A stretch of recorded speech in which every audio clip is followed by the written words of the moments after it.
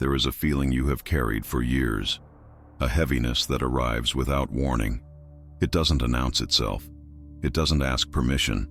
It simply settles inside you, and you begin to believe it is yours. But what if it was never meant to belong to you at all?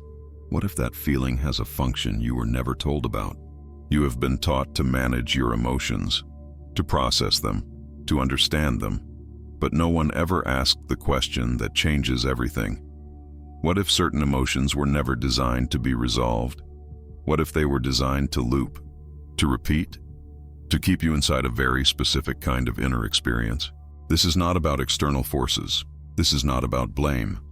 This is about recognizing a pattern so old, so embedded in the structure of your awareness, that you mistake it for yourself. And the moment you begin to see it clearly, something shifts. Not because you fight it, but because you stop feeding it. There are 3 emotions that function differently from all the others. They do not heal.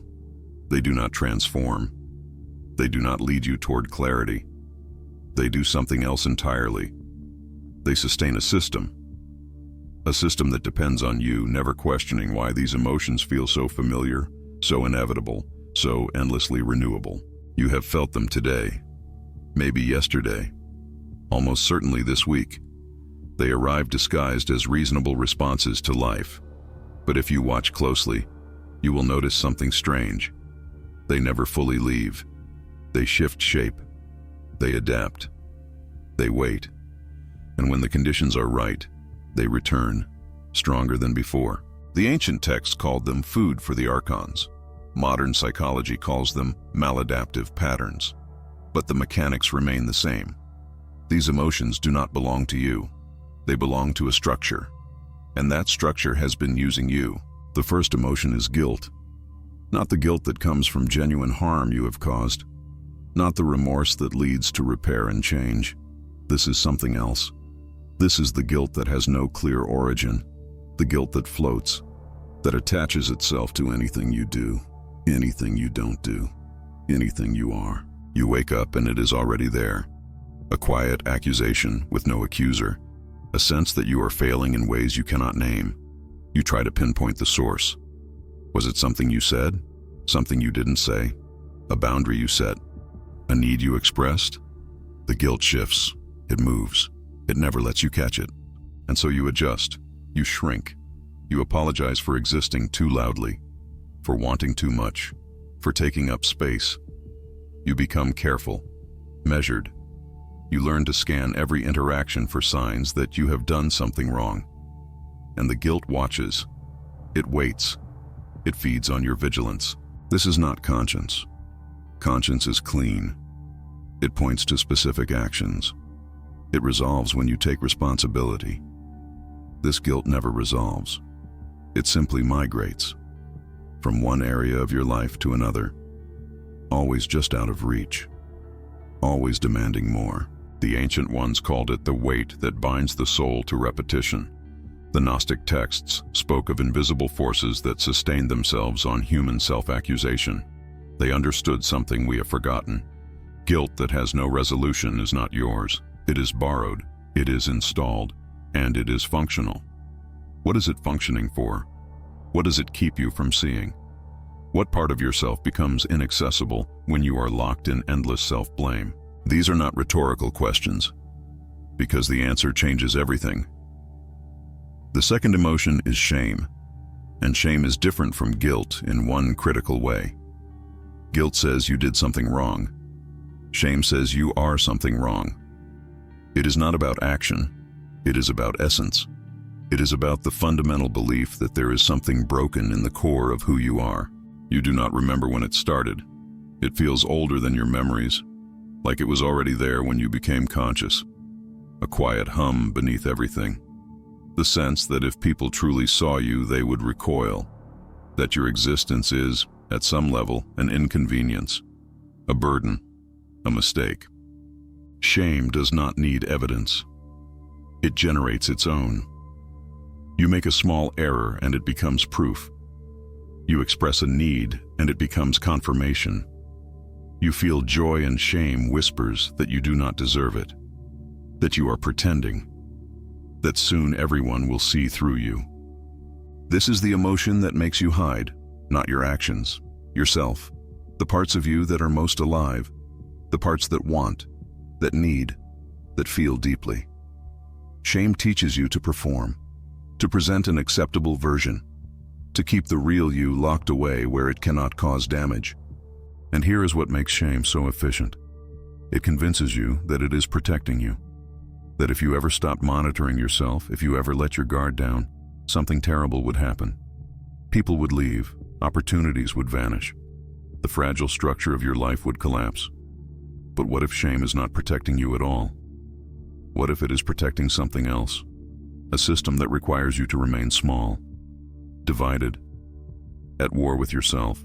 Because a person consumed by shame does not ask dangerous questions, does not challenge structures, does not reclaim power. They are too busy managing the enemy within. The third emotion is fear, but not the fear that keeps you safe, not the fear that alerts you to genuine danger. This is the fear that has no object, the fear that spreads, that contaminates everything, the fear that tells you the world is hostile and you are always one step away from collapse. It starts as a whisper, a vague unease, a sense that something is coming. You cannot name it. You cannot prepare for it. But it is there, in the background, waiting. And slowly, it begins to shape your choices. You avoid the conversation. You reject the opportunity. You stay where it is safe, where it is known, even if it is killing you. This fear does not protect you.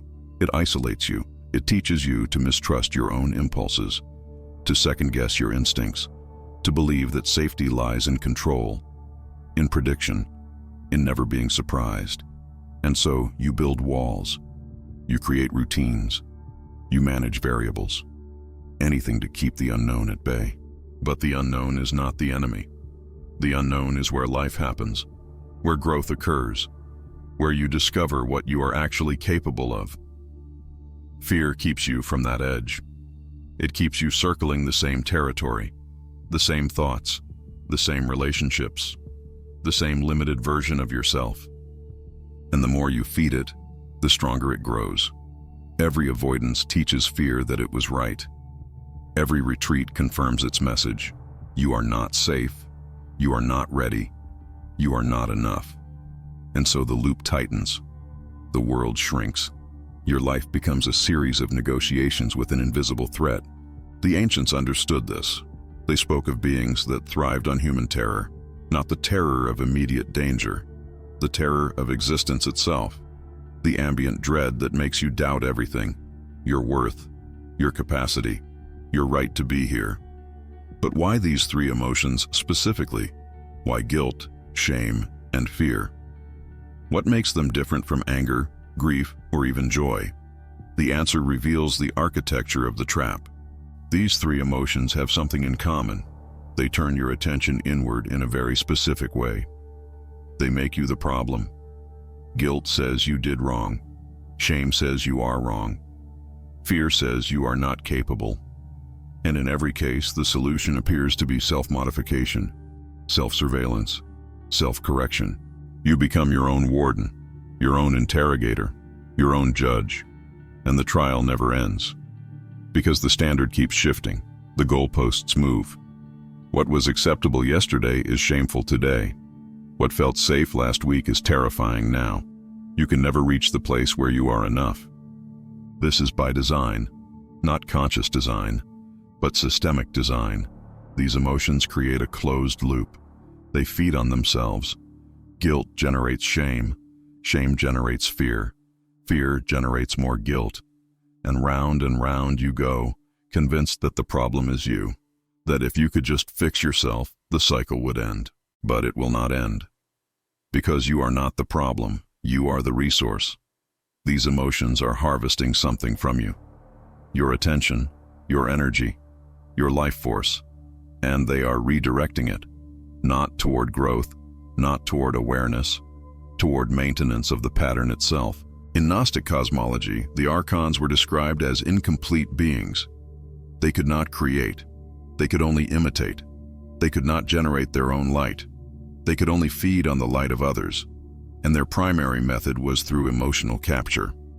By keeping humans locked in guilt, shame, and fear, they ensured a steady supply of the energy they lacked. You do not need to believe in literal archons to see the pattern. Replace the word with unconscious structures, with internalized systems of control, with conditioned responses that no longer serve you. The mechanics remain the same. What happens when you stop feeding them?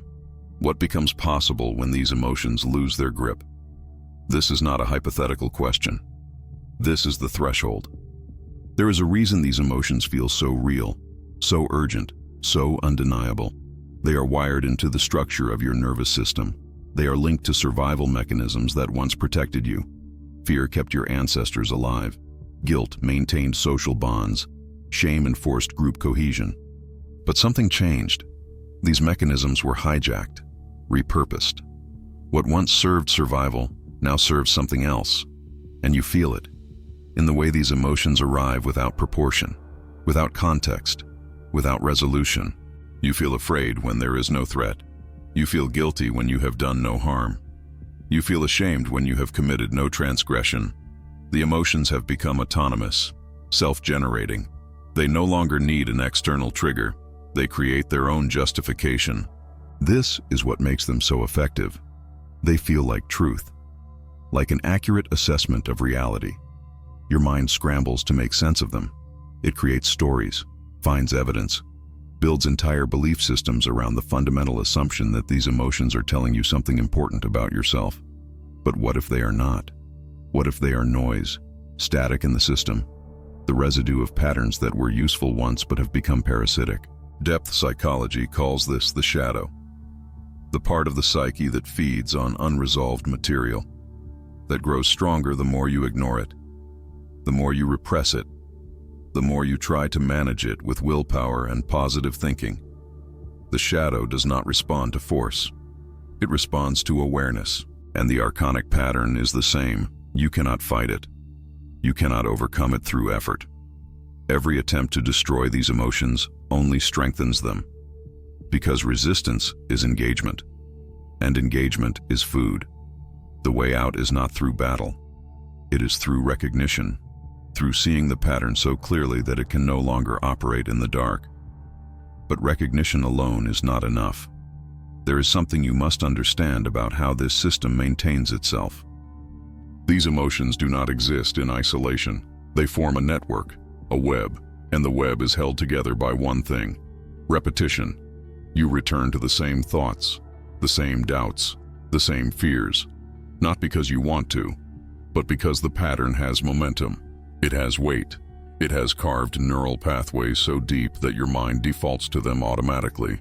You wake up and the guilt is already there. You go to sleep and the fear is waiting.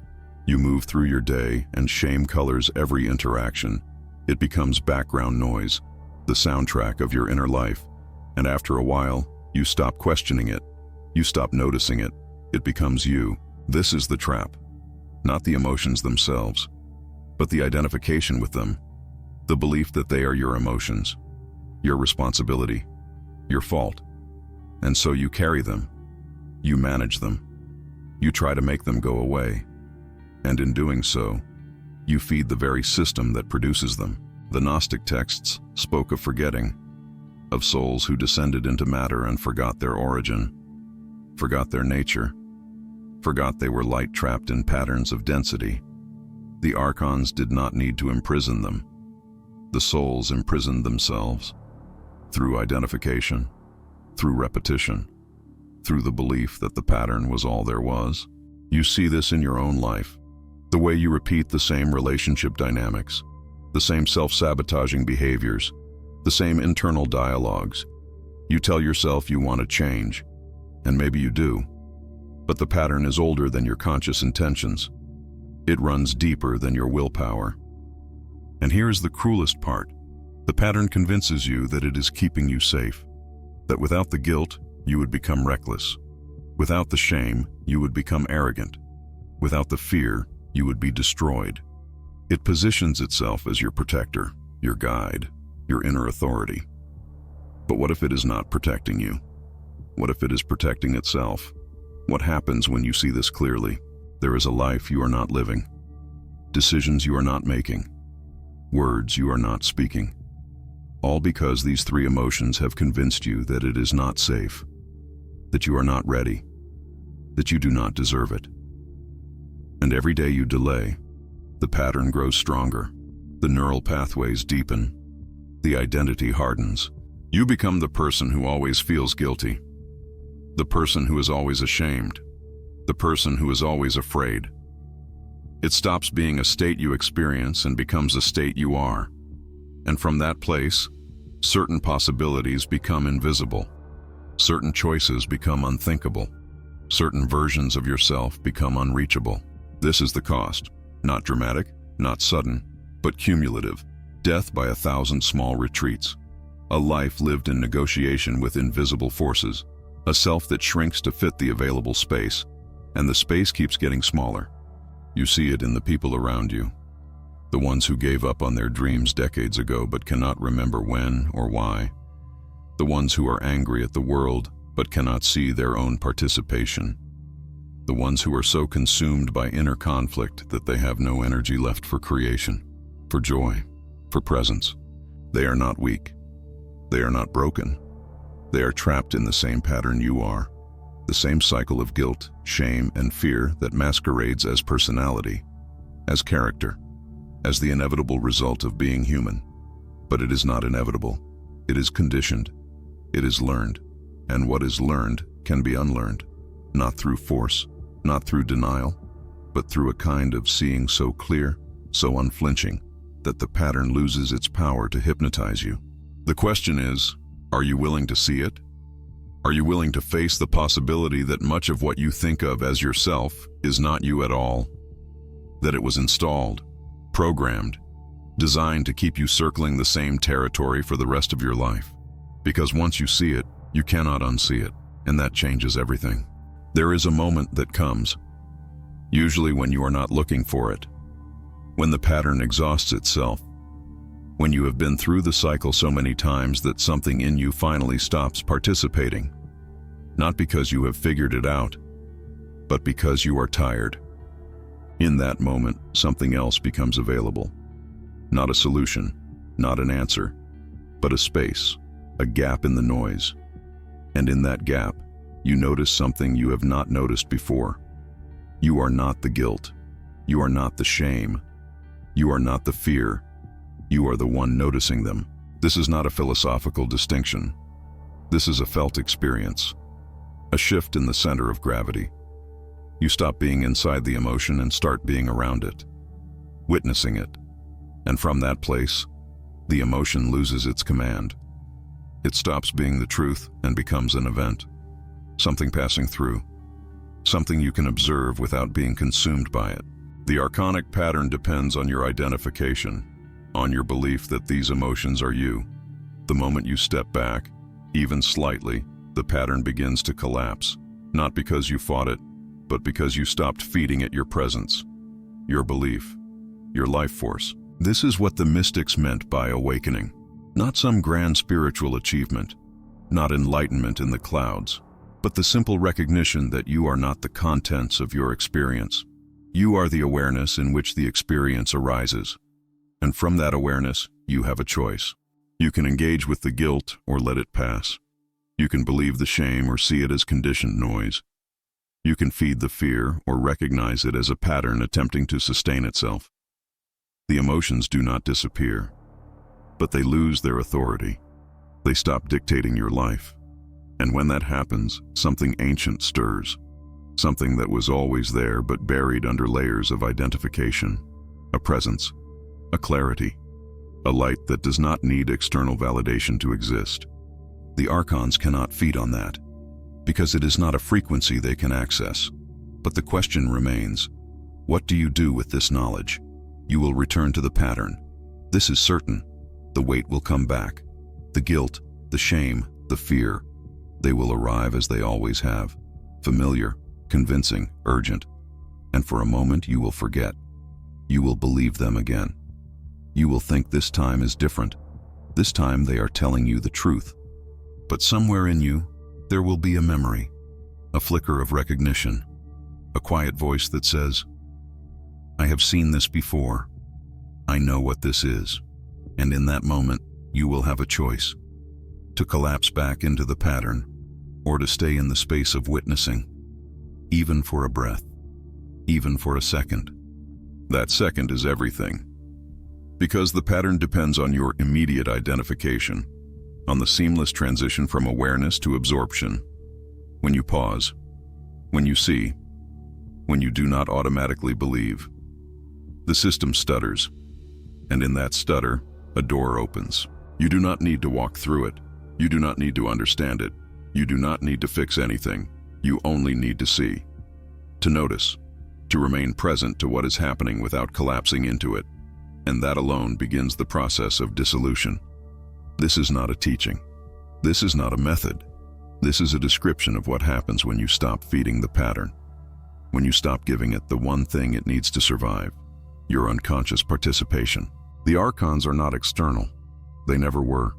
They are structures of forgetting, patterns of capture, loops that sustain themselves on the energy of your identification. And the moment you see them clearly, they lose their grip. Not forever, not completely, but enough.